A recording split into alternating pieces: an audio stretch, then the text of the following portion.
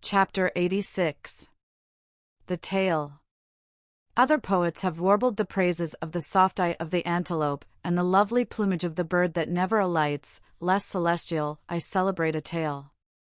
Reckoning the largest sized sperm whale's tail to begin at that point of the trunk where it tapers to about the girth of a man, it comprises upon its upper surface alone an area of at least 50 square feet. The compact round body of its root expands into two broad, firm, flat palms or flukes, gradually shoaling away to less than an inch in thickness. At the crotch or junction, these flukes slightly overlap, then sideways recede from each other like wings, leaving a wide vacancy between. In no living thing are the lines of beauty more exquisitely defined than in the crescentic borders of these flukes. At its utmost expansion in the full-grown whale, the tail will considerably exceed 20 feet across.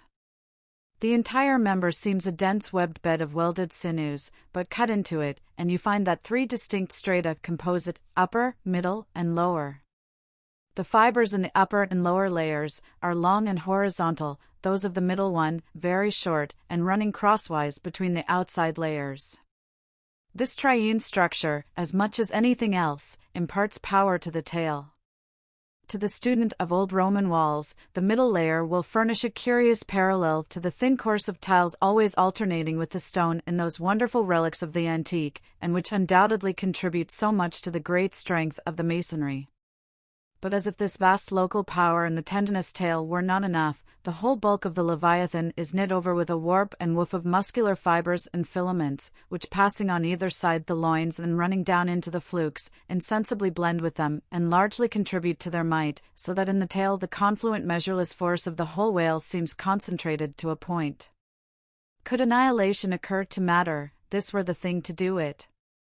Nor does this, its amazing strength, at all tend to cripple the graceful flexion of its motions, where infantileness of ease undulates through a titanism of power. On the contrary, those motions derive their most appalling beauty from it.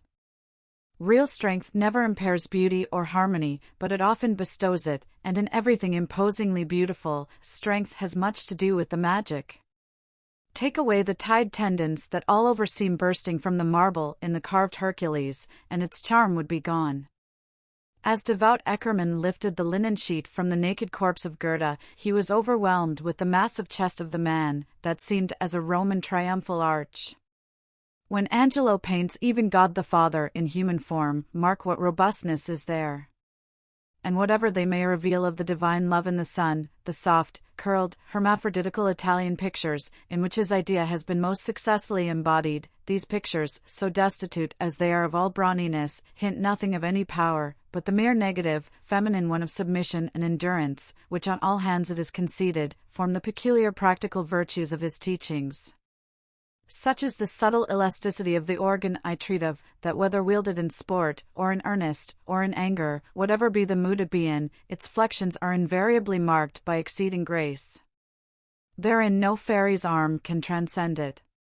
5 great motions are peculiar to it. First, when used as a fin for progression; second, when used as a mace in battle; third, in sweeping; fourth, in lobtailing; fifth, in peaking flukes. First, being horizontal in its position, the Leviathan's tail acts in a different manner from the tails of all other sea creatures. It never wriggles.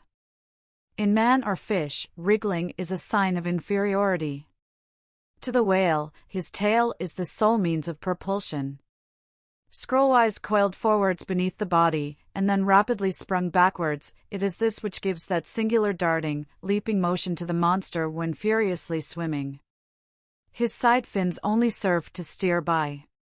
Second, it is a little significant that while one sperm whale only fights another sperm whale with his head and jaw, nevertheless, in his conflicts with man, he chiefly and contemptuously uses his tail. In striking at a boat, he swiftly curves away his flukes from it, and the blow is only inflicted by the recoil. If it be made in the unobstructed air, especially if it descend to its mark, the stroke is then simply irresistible. No ribs of man or boat can withstand it. Your only salvation lies in eluding it, but if it comes sideways through the opposing water, then partly owing to the light buoyancy of the whaleboat and the elasticity of its materials, a cracked rib or a dashed plank or two, a sort of stitch in the side, is generally the most serious result. These submerged side blows are so often received in the fishery that they are accounted mere child's play. Someone strips off a frock, and the hole is stopped. Third, I cannot demonstrate it, but it seems to me that in the whale the sense of touch is concentrated in the tail, for in this respect there is a delicacy in it only equaled by the daintiness of the elephant's trunk. This delicacy is chiefly evinced in the action of sweeping, when in maidenly gentleness the whale with a certain soft slowness moves his immense flukes from side to side upon the surface of the sea, and if he feel but a sailor's whisker, woe to that sailor, whiskers and all. What tenderness there is in that preliminary touch! Had this tale any prehensile power, I should straightway bethink me of Darmanod's elephant that so frequented the flower market, and with low salutations presented nosegays to damsels, and then caressed their zones.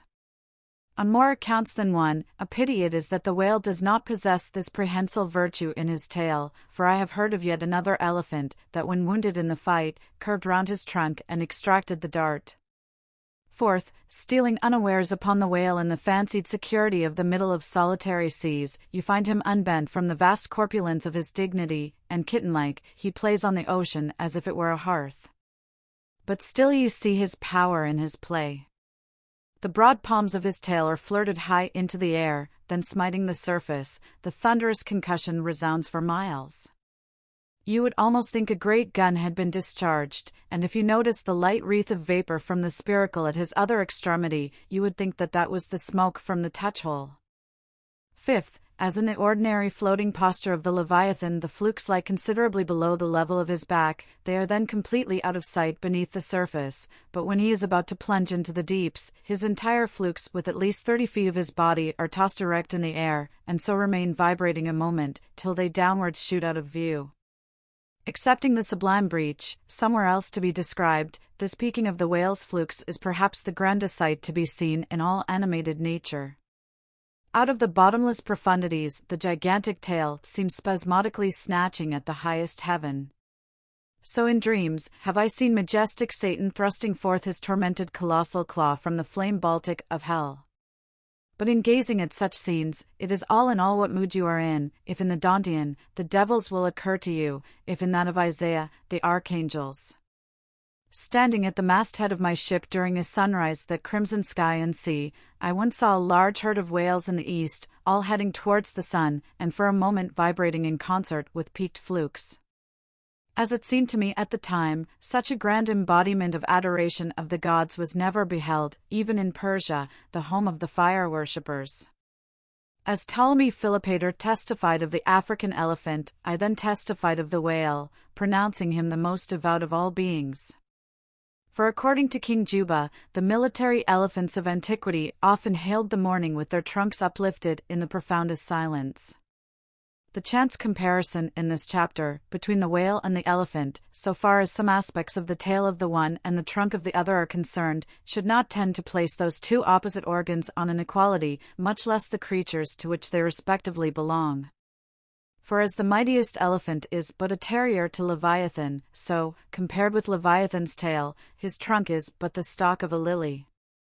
The most direful blow from the elephant's trunk were as the playful tap of a fan, compared with the measureless crush and crash of the sperm whale's ponderous flukes, which in repeated instances have one after the other hurled entire boats with all their oars and crews into the air, very much as an Indian juggler tosses his balls.